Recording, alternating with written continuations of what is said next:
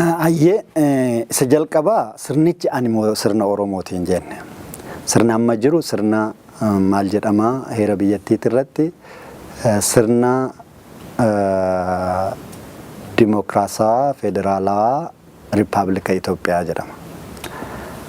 So mootummaan jiru mootummaa federaalaa dimokiraataa Riippaabilika Itoophiyaati. Akkasitti of ibsa. Sirna federaalaati kan jiru sabaaf sablammoonni naannoo isaanii bulchuu naannoleen aangoo isaanii qoodanii mootummaa federaalaatiif kennu mootummaan federaalaa kun saba hunda bakka bu'ee dantaa hundaatu kan tiksu ta'aa jechuudha. Akkasirraa yaadatti kanatu jira heerichi. Garuu dhugaa dubbachuudhaaf bara wayyaanee olaantummaa saba tokkootiin isaantu qabsaa'ee ofee isaantu heericha kana tolchee federaalaa sirna federaalaa kana diriirse garuu maqaadhaaf afaaniif yoo diriirsanis dhugaatti sirna federaalaa lafaan hin geenye jaarmaalee akka bilisa ta'an kan akka ABO kan akka Ogaden Liberation Front kan akka Sidama Liberation Front kan kana fakkaatan ofirraa dhiibeet sirnicha keessaa baasetti sirna federaalaa kana feek kan ta'e ijaare. So achirraa ka'ee nuti mormii qabna. Maaliif sirni federaalaa kunoo yoggaa bocamu wixinee jalqaba chaartarri ittiin tolfame keessatti ABO'n qooda qaba.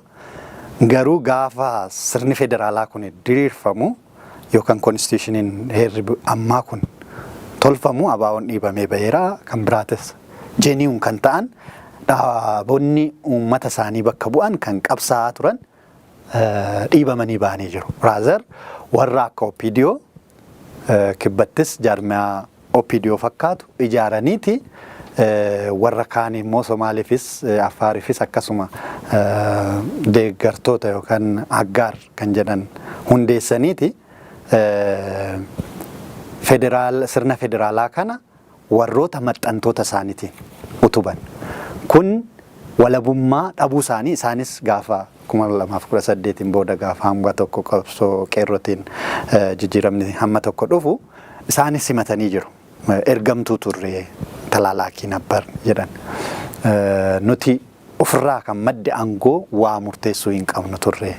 Waan isaan nutti jedhan, waan isaan nutti kennan raawwanna turre. Imaammanni kan ba'u giddu galaa'ee jedhaa turan.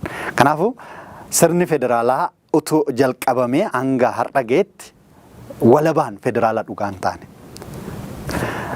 Garuu jijjiirraa 2018 dhufe sanarratti ABO'nis abdii kan godhate tokkoffaa qabsoo waan kana fiduu keessatti hangafa dhaabni keenya caasaa qeerroo bilisummaa Oromoo kan isin baay'een keessan keessatti qooda fudhattan ijaaruudhaan utubuudhaan kallattiitti kennuudhaan falamaa TPLF aangorraa buusee tarii haaromsa akka amma jedhamee kana akka isaan keessatti dhufu godhe keessaa qooda guddaan akka qabnu amanna.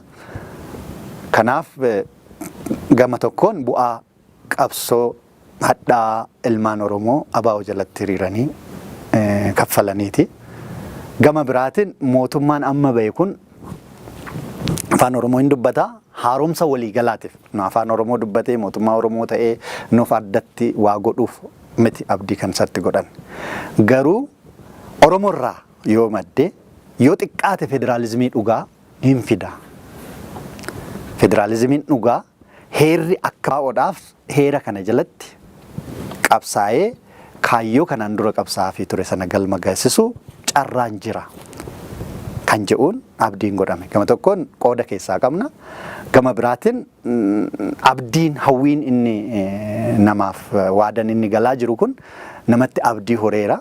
So jijjiiramni tokko yoo dhufe jijjiiramni sun dimokiraatawaa ta'e yoo qabame yoo xiqqaate filannoon dhugaatii fi haqa qabeessaa yoo geggeeffame filannoo sanaan sabaaf sablammoonni mootummaa mataa isaanii ijaarratuuf carraa qabu naannoo fi bulfachuuf.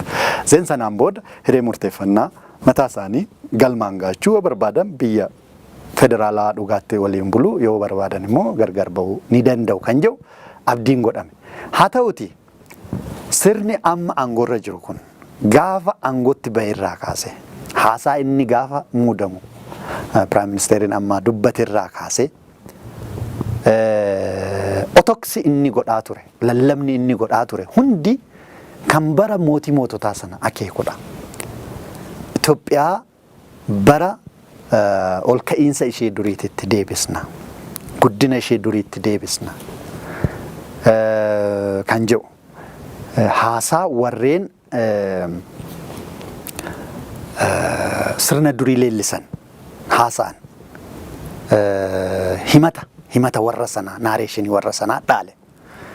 So sirna gadaa bakkatti deebisuu Oromoon qeesaatitti bilisaan waan isaaf ta'u akka filatu haala aanjessuu qe'ee Oromootti wal dhabbii jiru lola jiru araarsee nagaa buusuu dhiiset kana hunda qawween akka fixuu danda'utti dhimma sabaaf sablammootaa kana immoo akka waan duubatti hafaa tokkotti akka waan biyya diiguu tokkotti mirgoota sabni Itoophiyaa keessa jiran heera kana keessatti argatan kana karaa duubatti deebisuu danda'u tokkorra akka imaammataa jirutti kitaabotni baay'een barraa'anii lallabni baay'een godhanii himanni baay'een bifa haaraan dhiyaatuu jalqabe warroota nuti cunqursaa nurratti godhan jenne sana leellisuu faarsuun siidaa isaanii babbareechuun ka'e ammoo kanarraayyuu darbee paartileen sabarratti hundaa'an hin barbaachisu jechuudhaan jalqaba kan ofii isaanii ODP,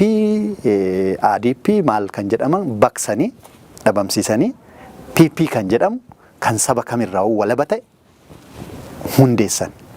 Kanaanis sirna federaalawaa kana diiguudhaaf akka imaammatanii jiran heera biyyattii kana heeran ala heeran sirraa'uu danda'a. Garuu heeran sirreessuu hin dandeenyu jedhanii waan amananiif heeran ala diiganii sirna durii sana deebisna warri jedhan mootummaa kana itti marsee roodmaappii kennineef gorsaa kee isaan jedhama waan isaanii kana bitee mootummichis lallabuutti ka'e. Inni kun mootummaan kun tokkoffaa kan Oromooti jechuun darbine kanuma sirna federaalaatiin sabaaf sablammoota hunda bakka bu'u iyyuu miti.